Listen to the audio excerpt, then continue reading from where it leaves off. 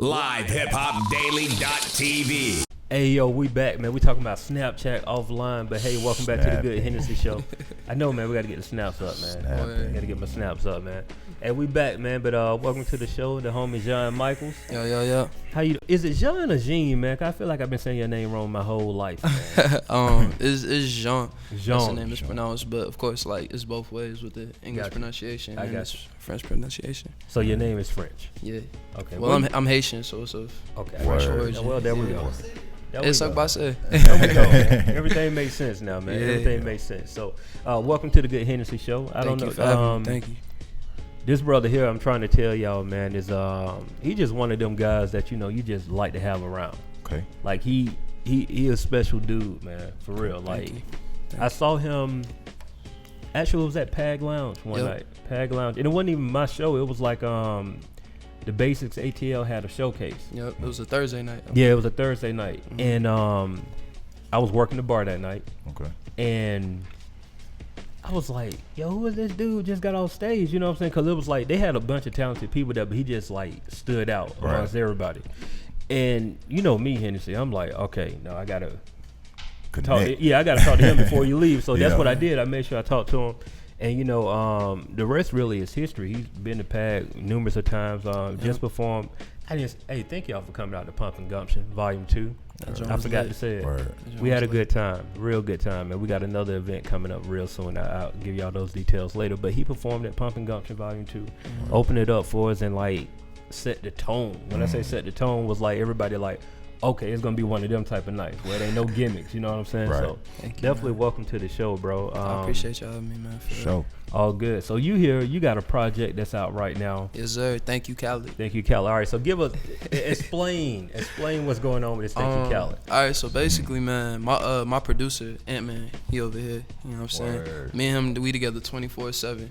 And before DJ Khaled really started popping with the whole skits or whatever, before it was funny, we was really like the ones on it before, like making jokes about it. But then we started to realize like there was inspiration behind the humor. Okay. You know what I'm saying? And we was going through a moment in life where it was like, dang, everything he's saying like applies to our life so well. We gotta like do something with this. Right. So we came up with this idea. What if we like made a project with the quotes, you know what I'm saying, like from DJ Khaled, like his most popular things like bless up, we the best, like different stuff like that, you know what I mean? Special cloth alert. Yeah, special cloth alert. You know what I'm saying? Yeah, so we basically orchestrated it to where the clips like correlated with the songs, you know what I mean? And it was like it was a dope project that flowed well, you know what I mean? Gotcha. And we had like different aspects of the tape, like it's really a ill project, you know what I'm saying? Yeah, man, it's one of them projects that you got to hear, and it's like the way the whole tape really come together. Like you say, he got the skits going in and out, but then it's like they don't feel like they're just there just to be there. Like I'm trying to think of the name of the record. Is the Lost Refugee? Lost Fuji. Lost Fuji record. Yeah, Lost Fuji. And like this record here is like, oh. I almost want to like low key perform it, but that's for another time. Hey. Y'all might with that. But with that. The record itself though, man, like kind of explain that record and the meaning behind it and whatever, how that came about. Oh man, so Jean Michaels is my name, of course, and y'all know Wyclef Jean. The Fugees were a big inspiration for me, so I kind of drew off of that when it came to creating like my whole style and persona and who I am as a person, because it's just natural, it's organic. Right. So Lost Fuji is like me showing why I'm deserving of that title. You know what I mean? Like really holding my nuts on the record. It was produced by Ant-Man. He produced all of my stuff. Yeah, man. And it's like, it was just me establishing like I'm here to stay. You know what I'm saying? Like I don't want to just be one of those fadeaway names. Like 10 years from now, your sons is gonna be talking about, yo, you heard that Jean Michaels album? You can be like, yo, I was with him way back. You know what I'm saying? Like. But yeah, that's what Lost Fuji was to me when we did it. It was like it was funny too, the process, man, because Ant created the beat. Like we had this thing, we was in the studio every day, and like I wouldn't go to work, I wasn't with my family, it was just me and him working every day. So we woke up, Ant made the beat within like an hour. Okay. I had the track ready within the next hour. You know what I'm saying? So it was just like, when it just flows like that, it's right for the world. You know what I mean? Absolutely. Man, on that Here to Stay joint, I feel you right there because even if the music or when you make it where you trying to go, you can branch out with a name like Shawn Michaels, boy. You make some fancy ass bathrobes or some shit. That shit just sound fancy than a motherfucker for real though. Now, but hey, how important is it to have a producer around you at all times? It's very important, man. Yeah. It's never doubt the importance of a producer, man. Right. Because before I met Ant, like, I can say I didn't even have my sound established. Gotcha. But now I'm more confident in my music than I've ever been. Because him and I, we have really, like, handcrafted the sound that is Shawn Michaels. Like, when I say Shawn Michaels, it's really me and him and not just me by myself. Gotcha. You know what I'm saying? Like, that's why artists win if you think about it. I heard, I was watching this documentary and it was about Motown. Did you know Motown had, like, the same producers on everything? It makes sense. Yeah, the Funk Brothers, you know what I mean? makes That's sense. that's how they got their sound. That's how an artist like Drake is able to be so successful and 40. be so, you know what I mean? Exactly. Yeah. So it's like his sound is always gonna stay with him because that's Drake right there. As long as he never lose that, then he's always got the formula for success. Yeah, that's dope. That's proven itself over and over for Absolutely. years. Snoop and Dre, Yeah. Outkast and Organized Noise. Yeah. Right. You Kendrick right. and Soundwave. There you go. Yeah. It's so important. You know what I mean? Like you have to establish that sound early on. And once you have that sound established, then you can kind of branch out and work. But guess who always gonna be on the fold? Ant-Man. He gonna get that stuff back in and make sure it's like, okay, I like this, but let's tweak this way to make it feel more like, you know, it works for you. And Exactly.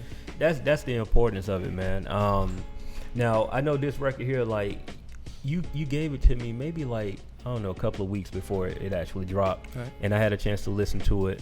And the one thing that I remember saying was like, okay, I see what you're doing. Like you basically diving into, because it's completely different from the music that I heard from you previously. It's kind of like, it's almost like testing the water, saying like, hey, I can make this type of music, but I'm gonna deliver it my type of way. Right. So it's like on a record like Bands, like it has that I guess like trap type feel that we already familiar with, but the way he delivers it and the approach to the record makes it his. You know what I mean? So like, how much of that was important for you guys, like creating something sonically that everybody can kind of already be like, oh, I know what this is, but then give them your own message.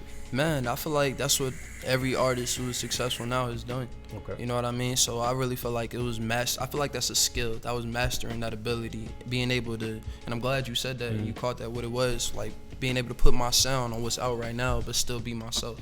You know what I mean? Not losing myself in what mainstream is, but more so like innovating it with my own style. So it's always been important, and I'm just now starting to begin it. So you're gonna get a lot more of that, but you're also gonna get a lot more of just what we are. You know what I'm saying? As artists. Absolutely. So I know you got the listening party coming up. Yeah, 27th. Give us what's the details on that, like, and what can we expect to hear from you with the listening Man, party? so you're gonna hear Thank You Khaled, of course. I'm gonna preview a couple of new records. There's gonna be some dope artists performing that I'm affiliated with. It's Desanga, Cam James. Oh, okay. who, Shout know, out to Cam. Yeah, you know what I mean, and a couple other dope artists that I rock with for real. Dope. I want to ask you something, but I don't want to ask you something. I think I know what it is too. You know what I mean? Do I have permission to ask that? Can we talk about that? Let's talk about it. Okay, so and this is something, honestly, I never knew this until I do this thing on Sundays called Sunday Spotlight, where I basically spotlight an artist for the week. You know, I go through all their music and you know, I write up an article. And so during this time, I was researching you, and I just kept. Honestly, I was trying to find a picture for you. So you know how, like, what I do I'm trying to find pictures. I type your name and go to images. Right. So I kept seeing this particular image keep popping up. I'm like, why is this person image keep coming up? Right? And it was a picture of Tupac, right? So I was like, okay, I don't get it. Like, why I'm typing your name and I keep getting Tupac coming up. Like, what's going on with this? And so I clicked the picture, and there was an article talking about this guy is Tupac's son. Right? Crazy. So crazy. And I like, be clear, he gave me his permission to talk about this because I wasn't gonna talk about it, but you know. So I'm reading the article and I'm like, well, I know I'm not mentioning any of this in Sunday Spotlight because I mean, you know, after doing the research, we find out like, you know, you have your story behind it. But kind of talk about like, where did that come from and how did you deal with that? Because it's like you got famous off of that in a sense. Like you had a lot of people coming at you trying to sign you and all kind of stuff when that happened. So talk about that for us. Let us know. Basically